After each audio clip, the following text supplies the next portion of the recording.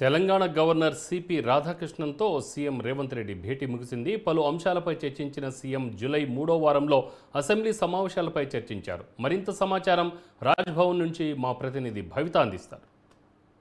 కొద్దిసేపటి క్రితమే governor CP రాధాకృష్ణన్తో సీఎం రేవంత్ రెడ్డి భేటీ ముగిసింది. దాదాపు గంటకు పైగా కూడా ఈ భేటీ కొనసాగింది. ముఖ్యంగా మొన్న జూన్ 2తో తెలంగాణ విభజన జరిగి 10 ఏళ్లు పూర్తవుతున్న సందర్భంగా ఇటు ఏపీ తెలంగాణకు సంబంధించిన విభజన హక్కులు కావచ్చు, ఏపీ తెలంగాణ విభజన హక్కులు, వాటికి సంబంధించిన ఆస్తులు ఇప్పటికీ కూడా కంటిన్యూగా 10 ఏళ్ల తర్వాత అన్ని తెలంగాణకు రావాల్సింది ఉన్న అంశాలపైన కావచ్చు చర్చించినట్టుగా తెలుస్తుంది. అంతేకాకుండా గవర్నర్ కోట ఎమ్మెల్సీలకు సంబంధించి దాదాపు కొన్ని రోజులుగా అది పెండింగ్లో ఉంది.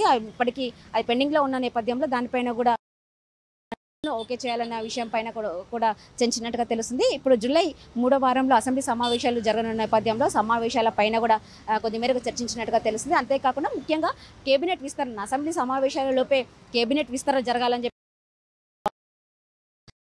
అంటే కేబినెట్లో దాదాపుగా 18 మంత్రులకు సరిపడా మంత్రివర్గ విస్తరణ చేయాల్సింది ఉండగా ఇప్పటికి దాదాపు 11 మంది మంత్రులకి పదవులు కేటాయించిన నేపథ్యంలో మరో 6 కేబినెట్ విస్తరణ కూడా అంశానికి సంబంధించినటువంటి కూడా